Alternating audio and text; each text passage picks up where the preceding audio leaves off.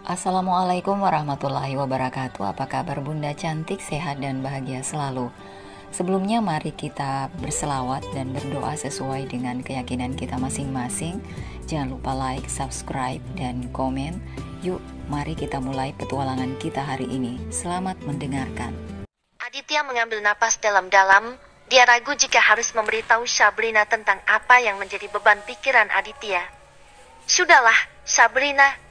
Lebih baik sekarang kau bersih-bersih dulu, barulah kita sholat subuh berjamaah. Mas tungguin di sini ya. Ucap Aditya kembali duduk di sajadahnya. Sabrina menurut apa yang dikatakan oleh Aditya.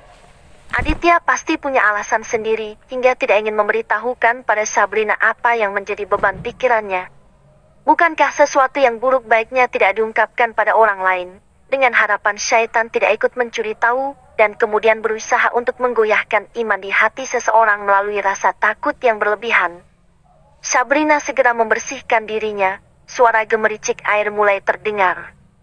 Aditya menunggu sembari membaca Al-Quran, berharap apa yang dia rasakan akan hilang bersama mengalunya suara merdu ayat Al-Quran di bibir Aditya.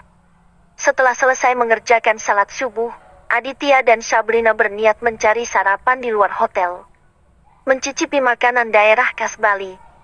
Sabrina memulatkan matanya saat melihat seorang wanita dengan pakaian serba mini memapah lelaki yang sangat mirip dengan Satria. Ternyata apa yang dilihatnya kemarin bukanlah halusinasi, melainkan sesuatu yang real. Sabrina menghentikan langkahnya. Untuk sesaat dia seperti sebuah patung yang menatap lurus ke depan tanpa berkedip. Bukankah itu Mas Satria?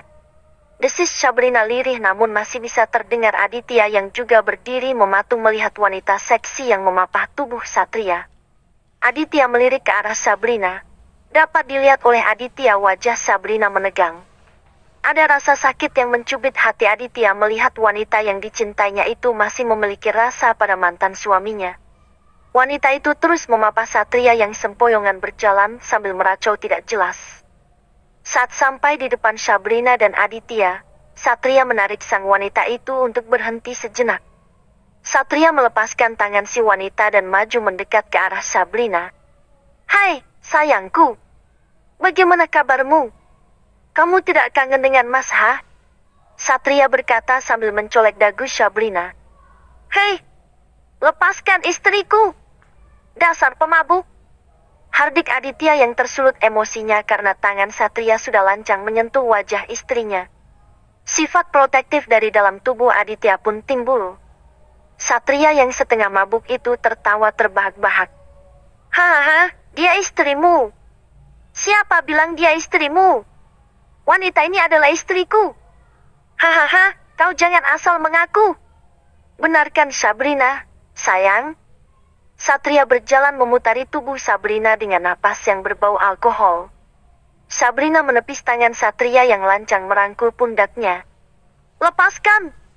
teriak Aditya, kemudian Aditya pun meninju wajah Satria. Aditya tidak bisa menguasai emosinya lagi. Sudah menjadi kewajiban Aditya untuk melindungi Sabrina sebagaimana yang telah dicontohkan Nabi dahulu, bahwa kehormatan suami terletak pada kehormatan istrinya. Lelaki yang diam saja saat istrinya dilecehkan oleh orang lain, berarti sama saja dia menginjak-injak harga dirinya sendiri. Piuk, piuk. Aditya kembali menghantam tangan Satria dengan pukulan berisin. Ya, Aditya adalah sosok ustadz yang mengajarkan bela diri juga pada sang santri. Sabuk hitam telah berhasil digenggamnya. Satria jatuh terhuyung mendapatkan pukulan dari Aditya, sudut bibirnya mengeluarkan darah segar. Pipi Satria bonyok oleh pukulan Aditya. Satria sebelum roboh, dia membisikkan kata yang membuat Aditya tersulut api kemarahan. "Aku akan merebut kembali istriku. Dia hanya terbang sejenak ke dalam pelukanmu, tapi sebentar lagi dia akan menjadi partner ranjangku. Jangan pernah kau menyentuh istriku lagi. Dasar lelaki brengsek kau!" Teriak Aditya menciptakan keributan. Dia kembali melayangkan bogem mentah pada wajah Satria. Teriakan sang wanita malam membuat semua penghuni hotel termasuk security, pengelola hotel dan juga istri Satria datang berkumpul melihat apa yang sedang terjadi. "Ada apa ini?" Teriak Putri menghampiri tubuh suaminya yang terluka di bagian pipi dan rahangnya. Security memegangi Aditya yang hendak kembali menyerang Satria. Mas Adit, sudahlah. Dia sudah menerima hasil perbuatannya. Ucap Sabrina menarik lengan Aditya dan kemudian berusaha menenangkannya. Tuan, jelaskan apa yang terjadi. Mengapa Anda memukul suami saya? Seru Putri dengan suara yang melengking karena tidak terima suaminya dipukuli orang tanpa sebab yang jelas. Silakan Anda bertanya pada suami Anda apa yang dia lakukan pada istri saya. Jika Anda tidak percaya, silakan cek kembali CCTV yang ada di lobi hotel ini. Jawab Aditya lantang. Dia tidak mau kalah hanya karena ada wanita yang melindungi Satria. Putri menatap tajam sang suami yang ternyata sudah tidak sadarkan diri. Satria pingsan karena pukulan Aditya yang begitu keras dan juga pengaruh alkohol yang diminumnya. Mas bangun, Mas.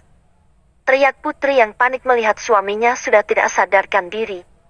Para pengunjung dan security pun membantu Satria kembali ke kamarnya, sedangkan si wanita malah memilih kabur melihat situasi yang sudah tidak kondusif lagi. Beruntung sebelum kembali ke hotel, ia sudah lebih dahulu membabat habis dolar yang ada di dalam dompet Satria. Untung saja aku sudah mengamankan dolar yang ada di dompet lelaki itu. Sepertinya lelaki yang bersamaku kemarin malam itu terlibat cinta segi empat yang rumit. Hahaha, masa bodoh dengan cinta. Cinta tidak membuat perut menjadi kenyang. Yang ada malah bertambah kurus tidak kurus hanya sibuk mikirin cinta. Ucap si wanita malam sembari menghitung dolar yang berhasil dia dapatkan. Wanita itu melenggang pergi begitu saja meninggalkan hotel tempat Satria menginap. Mas, ayolah. Kita sarapan dulu yuk. Ajak Sabrina, berharap emosi Aditya yang memuncak bisa tenang kembali. Sabrina menarik lengan Aditya untuk segera menuju ke mobil yang sudah disewa oleh Aditya selama di Bali. Mereka menuju ke warung makan yang sudah menjadi tujuan semula. Selama perjalanan, Aditya terdiam ada rasa khawatir yang mendera pikirannya. Apakah ini jawaban dari firasatnya kemarin? Mas, kenapa kamu diam saja? Apa Mas marah pada Sabrina?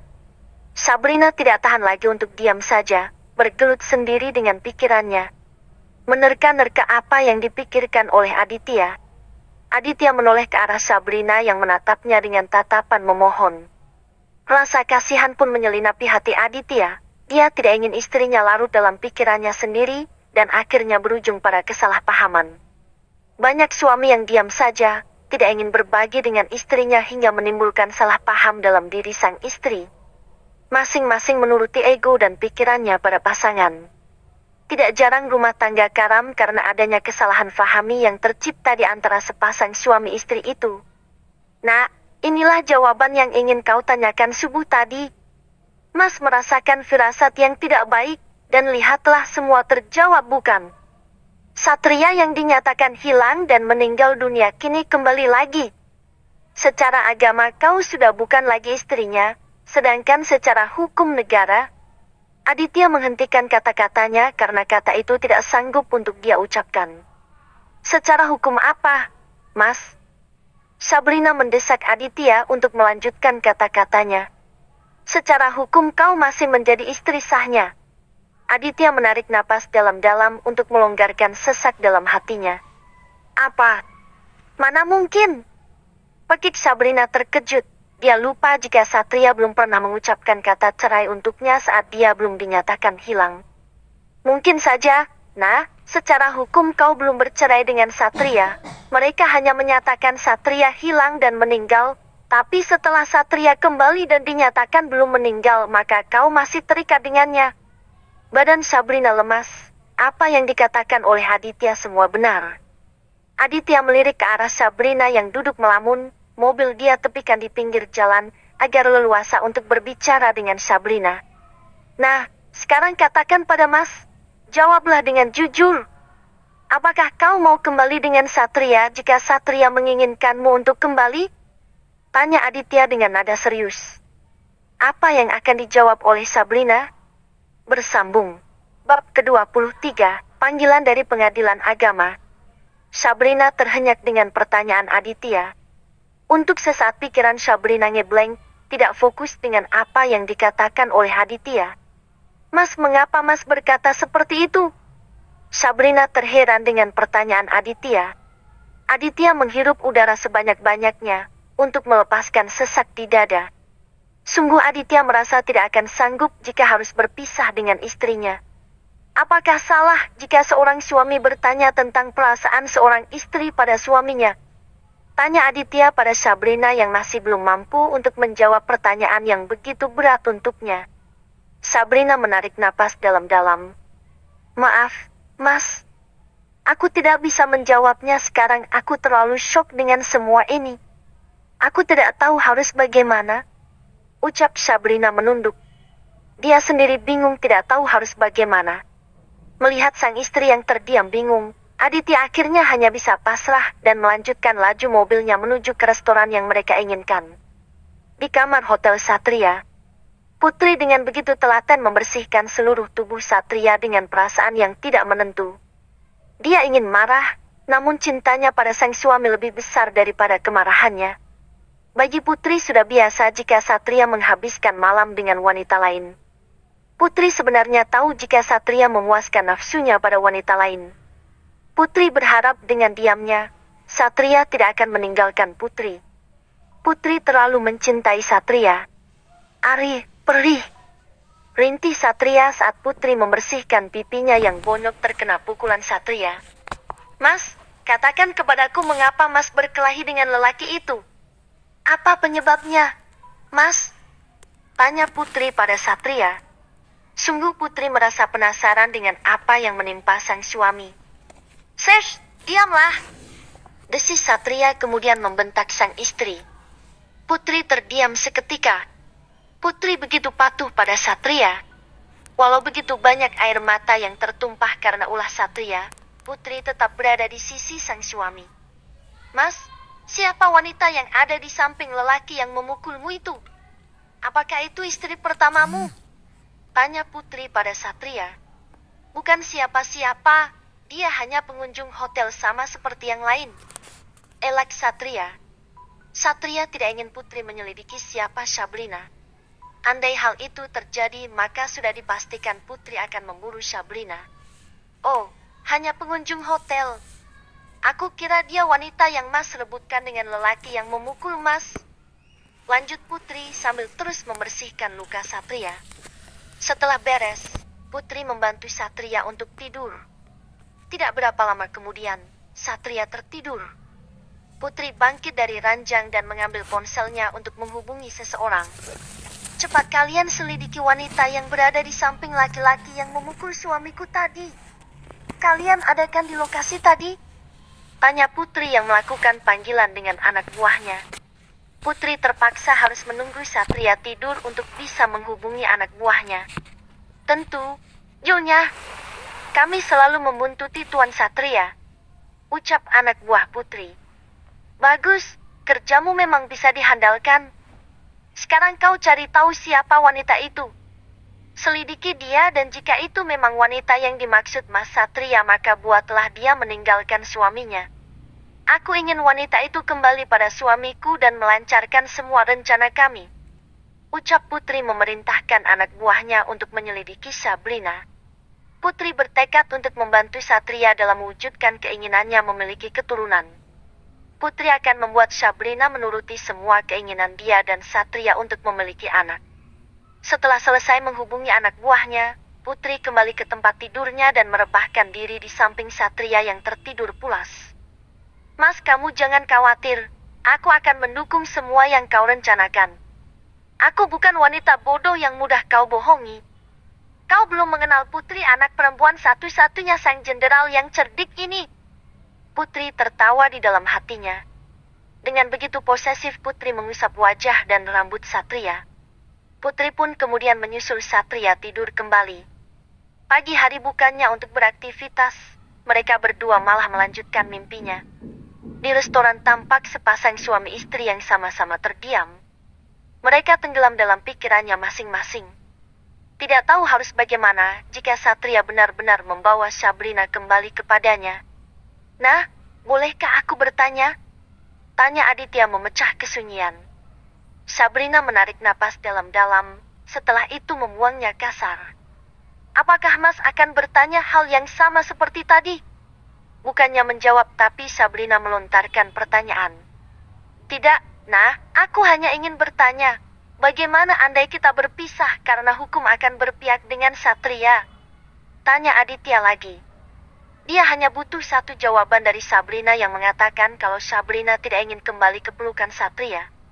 Jujur, Mas, aku terlalu syok dengan semua. Apa yang aku takutkan dulu sewaktu Papa menjodohkan kita ternyata terjadi.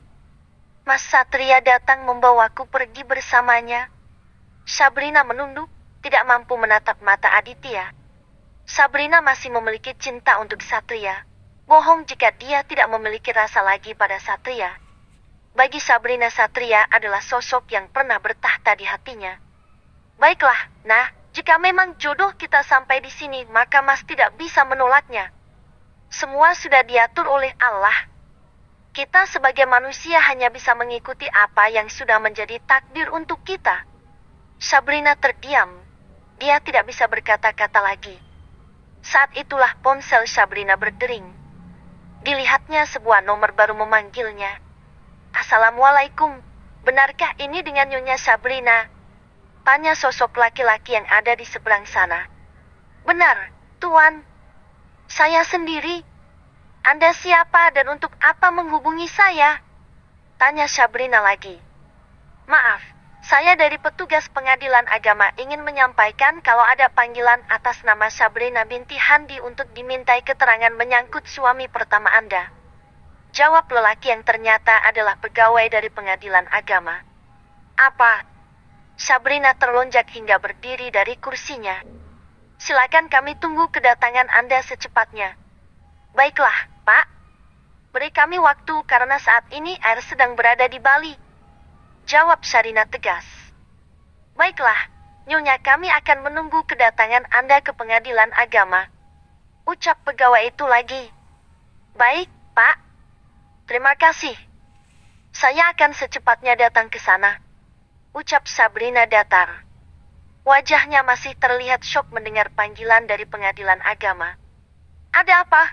Nah, apa yang sebenarnya terjadi? Katakan jujur dengan Mas. Nah, tanya Aditya yang ikut khawatir dengan perubahan raut wajah Sabrina. Mas, aku ditunggu pegawai dari pengadilan agama untuk diminta keterangan terkait kembalinya Mas Satria yang dinyatakan masih hidup. Mengapa berita ini sungguh cepat terjadi? Mengapa dia selalu datang di saat seperti ini? Sabrina meneteskan air mata. Dia tidak tahu harus berbuat apa. Aditya merasa kasihan dengan sigap dia memeluk sang istri. Kamu harus kuat. Kita akan menghadapi semua dengan bersama. Jangan sampai semua ini membuatmu stres dan hilang kendali. Ayo nah, semangatlah. Mas akan selalu ada untukmu. Mas siap apapun yang terjadi, akan selalu menjadi pendukung utamamu. Ucap Aditya menghibur hati Sabrina. Menatap Aditya dengan penuh haru. Sabrina tersenyum ke arah Putri. Dia tidak menyangka jika Putri akan sangat tertarik dengan kepulangannya ke Jakarta. Biasa, Mbak. Ada yang harus saya selesaikan secepatnya. Dan ini saya sedang berkemas. Maaf ya, Mbak. Aku sambil berkemas. Besok pagi kita mau berangkat. Ucap Sabrina memasukkan beberapa bajunya ke koper. Iya, gak apa-apa, Sabrina. Aku juga sudah akan kembali. Baiklah. Aku permisi dahulu, takut Mas Satria mencariku. Ucap Putri. Dia melirik keranjang Sabrina. Mencari tahu seberapa luas kamar Sabrina dan ternyata kamar Sabrina lebih luas dibanding dengan kamarnya. Oh, iya, Mbak. Maaf ya, tidak bermaksud mengusir Mbak Putri. Ucap Sabrina meminta maaf. Putri tersenyum dan kembali ke kamarnya. Putri bisa mendapatkan informasi di kamar berapa Sabrina menginap karena jasa si anak buah. Anak buah Putri menyelidiki semua kejadian yang berkaitan dengan Satria. Sabrina melepas jilbabnya karena dirasa sang tamu sudah pergi. Dia pun istirahat sejenak menunggu pihak hotel mengantarkan makanan untuk sarapannya. Sementara itu Putri kembali dengan wajah yang ditekuk. Usahanya untuk mencari tahu apa penyebab sang suami berkelahi dengan suami Sabrina tidak membuahkan hasil. Mas, ada apa sih kau dan suami wanita itu? Apa yang kau sembunyikan dariku? Mas, sungguh aku merasa kau telah menyembunyikan sesuatu darimu.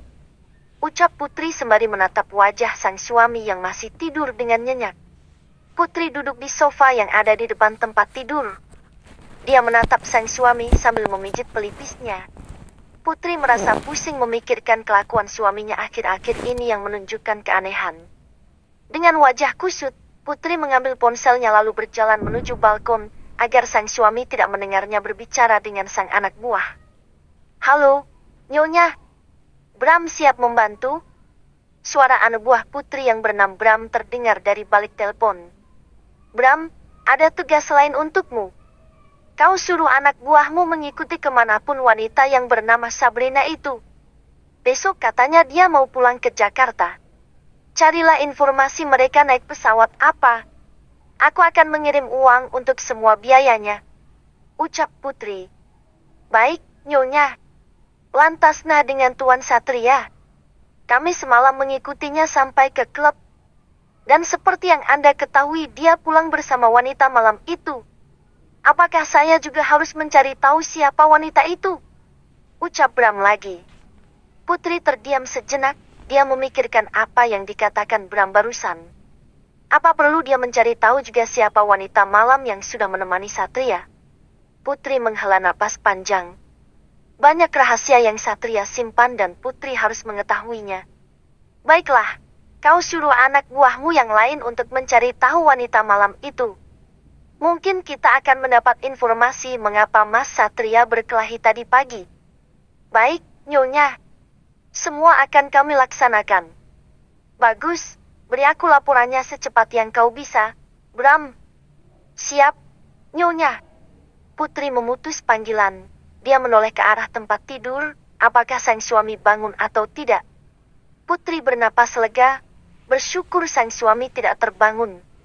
Putri bergegas menyimpan ponselnya yang khusus untuk menghubungi anak buahnya.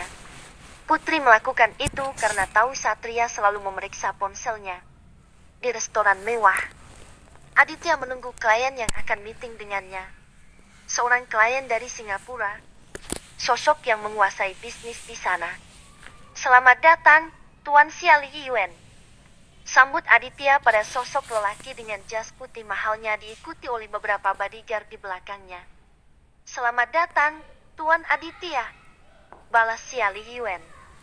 Sosok pengusaha sukses sekaligus penguasa distrik militer di Singapura. Maaf, silakan duduk, Tuan. Ucap Aditya mempersilakan Xia Li Yuan duduk. Panggil saja, Yuan. Semua orang memanggilku begitu. Oh, ya maaf Tuan Aditya.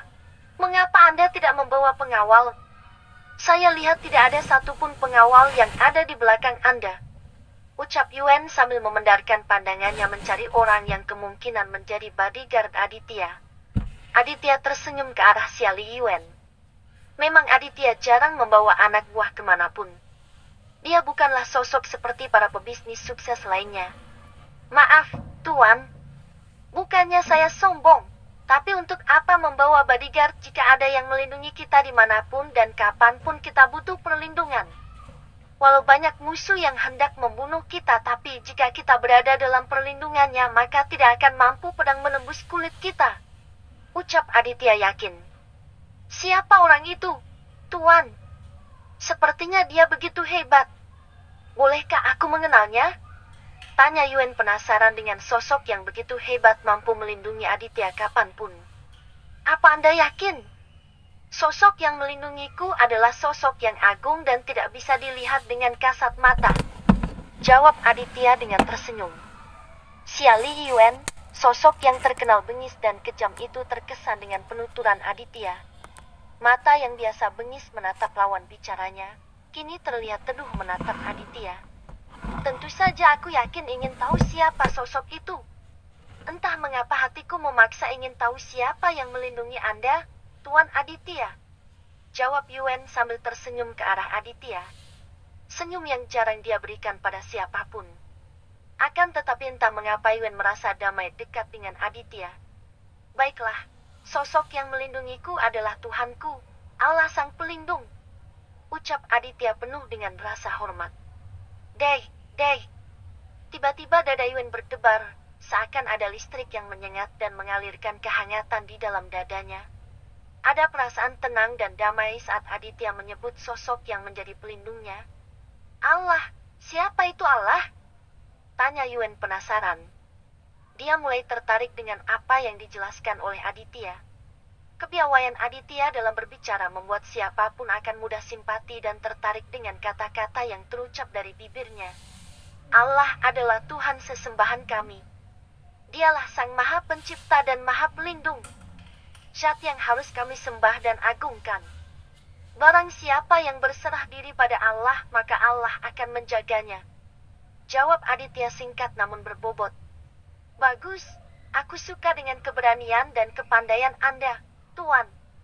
Sungguh baru pertama kali saya bertemu dengan seorang pebisnis muda yang berani seperti Anda, Tuan Aditya. Sungguh saya sangat terkesan dengan sosok pemuda seperti Anda. Puji Yuen pada Aditya. Yuen begitu kagum dengan sifat Aditya.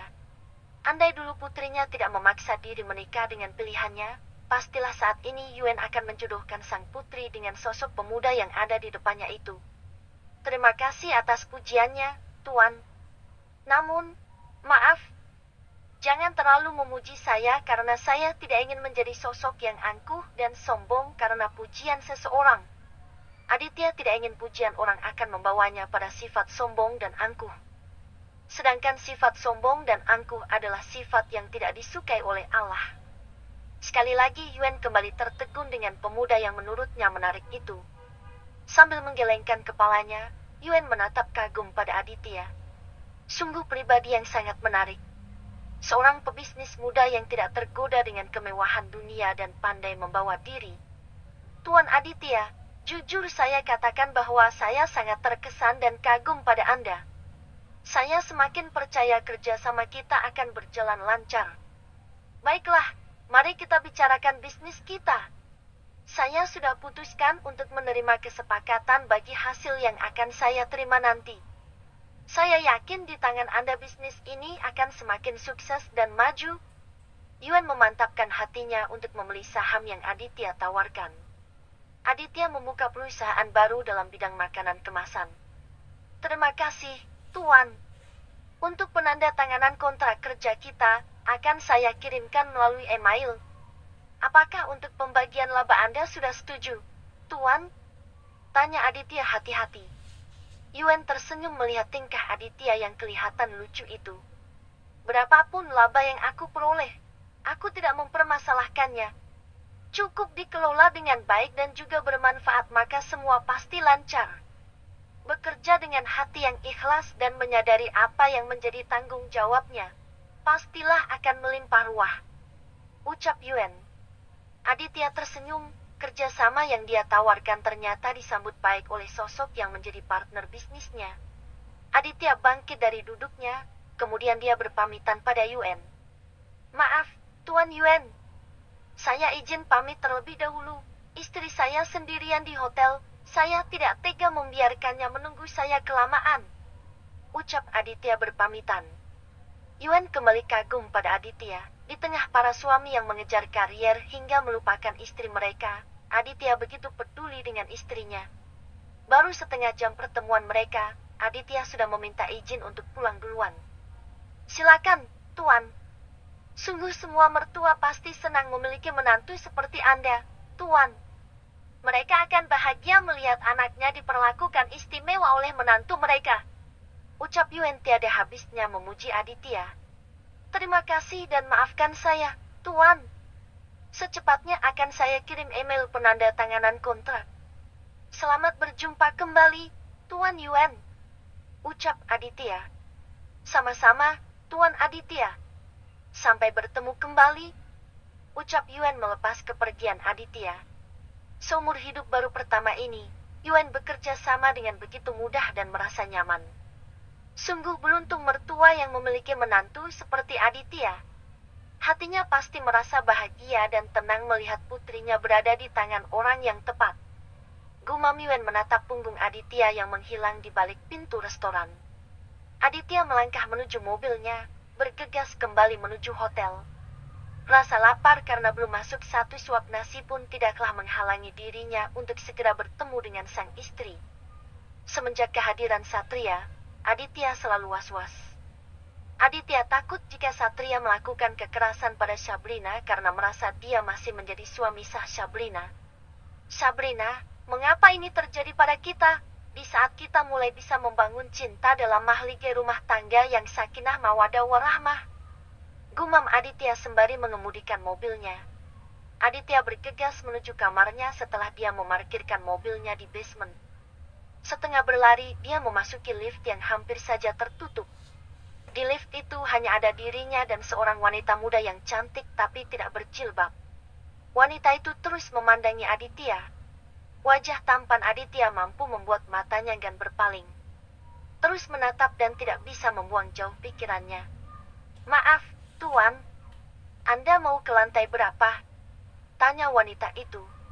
"Saya mau ke lantai 5, kamar saya berada di lantai 5. Jawab Aditya datar sembari melihat arloji mewah yang melingkar di pergelangan tangannya. "Kalau begitu kita sama," ucap wanita itu dan hanya dibalas senyuman oleh Aditya. "Nomor berapa kamar Anda?"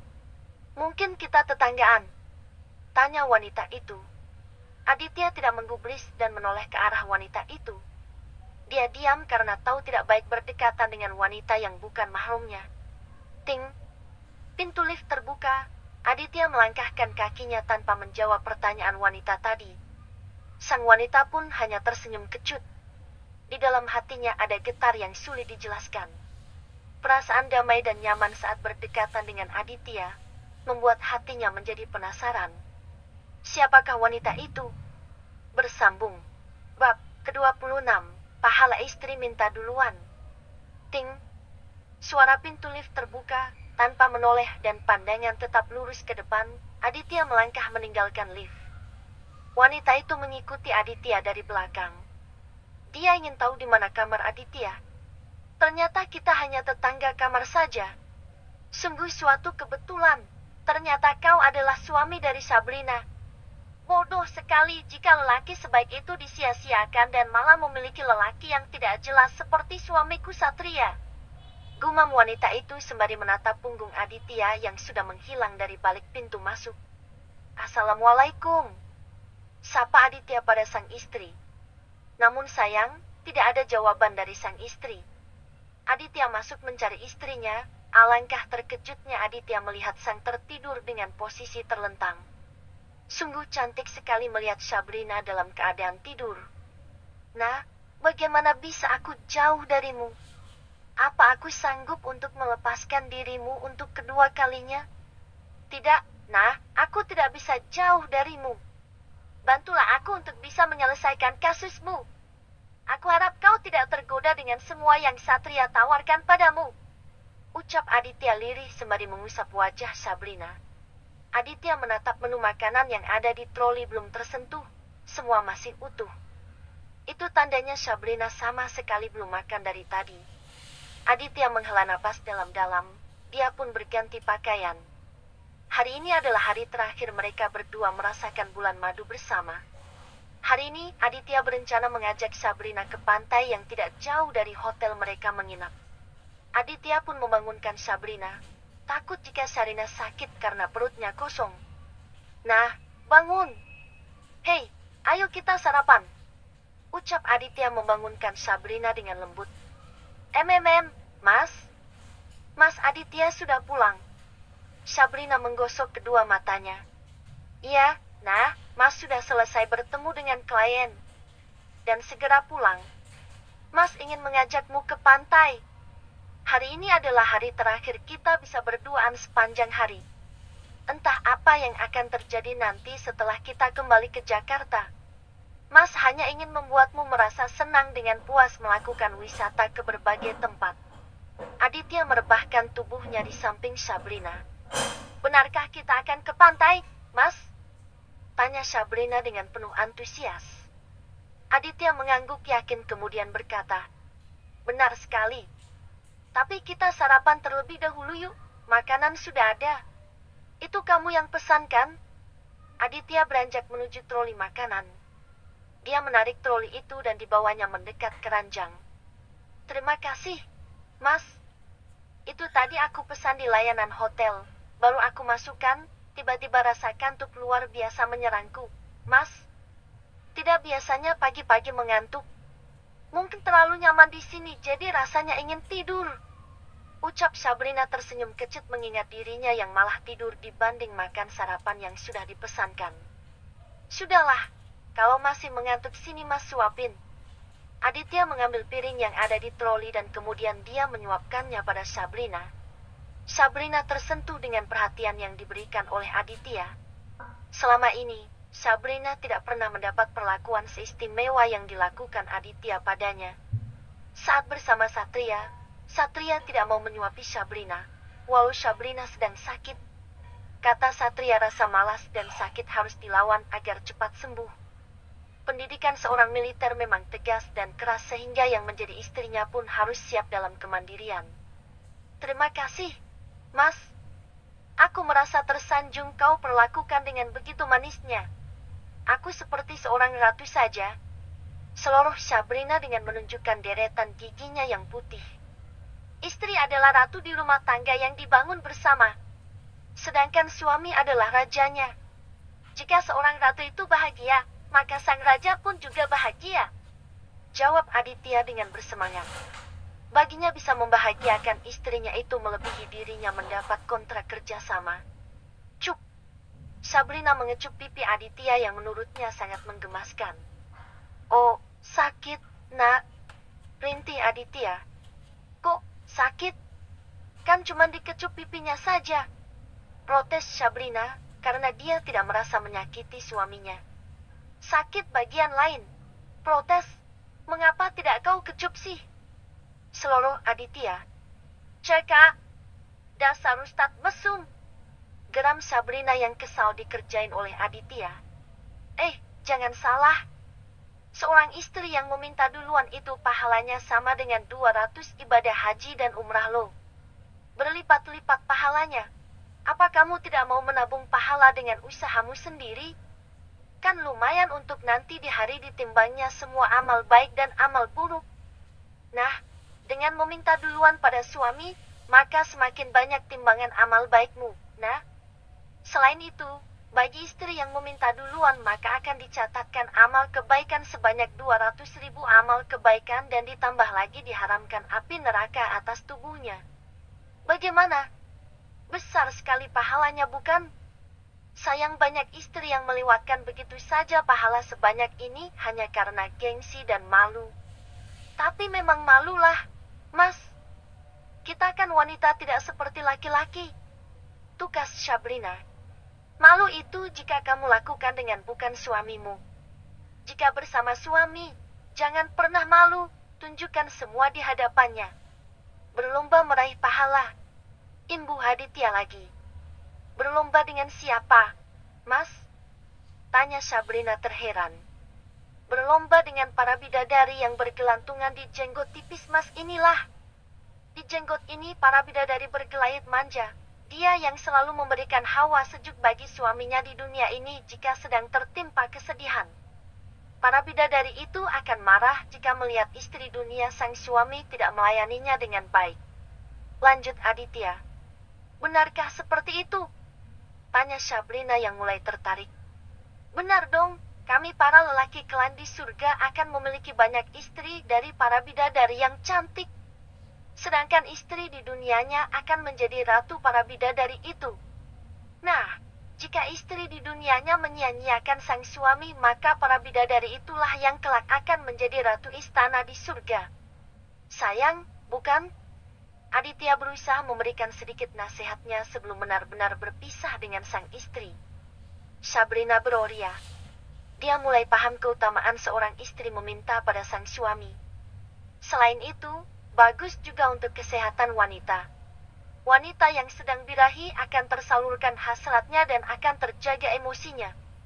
Berbeda dengan dikala dia terpaksa melayani sang suami. Hormon stres akan meningkat karena sedang tidak mood, tapi dipaksa sang suami melayaninya. Emang begitu, Mas? Tanya Sabrina lagi. Iyakah, sayang? Ketika istri merasa terpuaskan dengan birahi yang timbul, tubuhnya akan mengeluarkan hormon bahagia. Kulitnya akan terasa lebih awet muda dan kencang. Berbeda dengan saat dia terpaksa melayani, yang ada badan pegel semua dan stres melanda. Mau bukti? Boleh, dengan senang hati Mas akan mengabulkannya. Aditya menaikkan kedua alisnya bersama. Dia tidak mau kalah untuk mendapat jatah untuknya. Sabrina menatap horor pada Aditya. Beginilah risiko menikah dengan seorang ustadz, selalu mendapatkan ceramah. Mas Aditya itu hanya modus Mas saja kan? Kata Sabrina sembari memicingkan matanya. Tidak, mana mungkin Mas modus. Mas hanya ingin menebarkan dakwah saja, berharap istri Mas menjadi sosok istri yang lebih baik lagi. Zaman Rasulullah, semua istri selalu menawarkan dirinya pada sang suami tanpa diminta. Jarang sekali peristiwa perceraian terjadi karena para istri mendapat pendidikan yang terbaik dari suami dan tidak ada istilahnya istri stres dan depresi karena tidak mendapat perlakuan yang tidak baik dari suaminya. Sabrina menyimak apa yang disampaikan sang suami. Sabrina baru tahu begitu dahsyat pahala bagi seorang istri yang minta duluan pada sang suami. Aditya tersenyum senang. Sepertinya sang istri sedang memikirkan apa yang dia nasihatkan untuknya. Makanan sudah habis mereka santap. Untuk sejenak, Aditya beristirahat sambil duduk di kepala ranjang. Aditya terus mengamati gelagat sang istri. Akankah Aditya berhasil? Bab ke-27, Gol. Aditya menatap wajah sang istri yang terlihat menggemaskan saat terlihat sedang berpikir. Sabrina merasakan suatu dorongan untuk mendapatkan pahala yang banyak. Sabrina memberanikan diri untuk mencoba memulai meminta duluan pada sang suami. Perlahan Sabrina mendekati dan memijat pelan kaki sang suami. Mas, aku pijit ya. Mas kan capek habis dari kerja. Ucap Sabrina menawarkan pijatan pada Aditya. Aditya tersenyum menyeringai, namun dia memilih untuk mengikuti alur permainan sang istri. Aditya mengangguk tanda dia menerima tawaran sang istri. Melihat sang suami menerima tawarannya, Sabrina terlihat bersemangat untuk melakukan kewajibannya. Perlahan Sabrina pun memijat kaki sang suami, mulai dari telapak kaki perlahan naik sampai ke atas lutut. Ketika tangannya mulai sampai ke paha, Sabrina menghentikan sejenak untuk menata hatinya berdebar kencang karena baru pertama kali. Kenapa berhenti? Nah, pijatanmu sangat enak. Aku suka. Teruskan, nah. Ucap Aditya sambil menahan geli yang luar biasa. Tubuh Aditya sedikit bergetar menahan agar tidak membuat Sabrina takut. Iya, Mas. Enak ya pijatan Sabrina? Sabrina melanjutkan pijatannya dengan tangan yang bergetar. Sabrina menggigit kecil bibir bawahnya. Ada gejolak di dalam tubuhnya ingin untuk disalurkan. Tangan Sabrina semakin bergetar saat melihat di balik celana sang suami muncul sesuatu yang menegang. Ada apa? Nah, Aditya menggoda istrinya yang terlihat menegang saat melihat senjata Aditya mengeras. Ah, tidak apa-apa, Mas. Jawab Sabrina berpura-pura tidak terjadi apa-apa. Namun faktanya, Sabrina merasakan gelenyar aneh yang masuk ke dalam hatinya. Hati Sabrina semakin berdebar. Pertama kali merasakan sesuatu yang bergejolak di dalam hatinya untuk segera dipuaskan. Melihat hal itu Aditya hanya terdiam. Dia pura-pura menikmati pijatan sang istri. Walau sesungguhnya dia sudah tidak tahan untuk segera mengeksekusi Sabrina. Aditya mengurungkan niatnya. Dia ingin Sabrina mengeluarkan semua yang tertahan di dalam hatinya. Desahan kecil lolos dari bibir Sabrina saat tangannya tidak sengaja menyenggol batang kehidupan milik Aditya. Aditya semakin tersiksa menahan gejolak yang harus dia salurkan. Niatnya dia mengerjai sang istri, tapi pada akhir dari semua, Aditya dia merasa tidak tahan lagi. Tangan Sabrina kembali bergerak menuju ke pangkal paha. Desahan kecil berhasil lolos dari mulut Aditya. Aditya menutup mulutnya. Sungguh Aditya baru pertama kali ini disentuh duluan oleh seorang wanita. Sabrina mendengar desahan keluar dari mulut Aditya, mendadak memiliki pikiran usil, dia akan membuat Aditya semakin kuat mendesah. Kita lihat mas, siapa yang akan bertahan, kau atau aku? Gumam Sabrina di dalam hatinya sambil menyeringai. Aditya melenguh saat tangan Sabrina bermain di sekitar pangkal pahanya dan sengaja menyenggolkan tangannya di tempat si Juni bertengger tegak. Aditya mulai menggelinjang.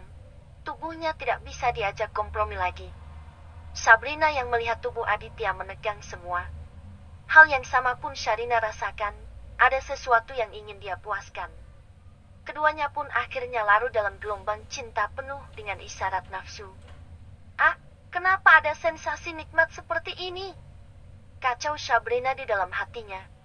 Ada sesuatu yang belum pernah Sabrina rasakan sebelumnya. Sabrina melanjutkan kembali. Perlahan dia lepas celana sang suami yang sedari tadi pasrah aja dengan perlakuan sang istri. Sabrina semakin berani, dia pun menanggalkan rasa malunya, seperti yang dikatakan oleh sang suami bahwa istri haruslah menanggalkan rasa malunya jika berada di depan sang suami.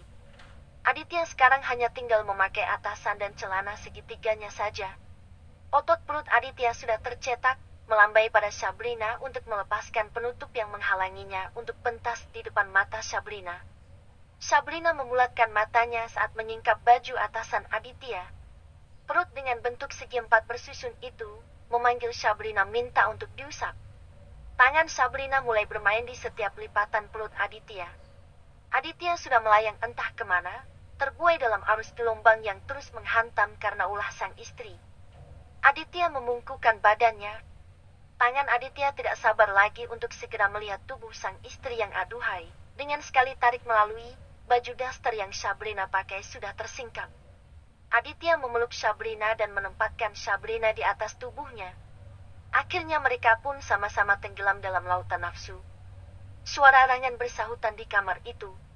Sabrina berulang kali mencapai klimaksnya. Sungguh Sabrina tidak dapat memungkiri bahwa dirinya untuk pertama kali mengalami kepuasan secara batin. Memang benar apa yang dikatakan oleh sang suami, jika istri yang meminta maka kenikmatan yang sesungguhnya akan bisa istri rasakan.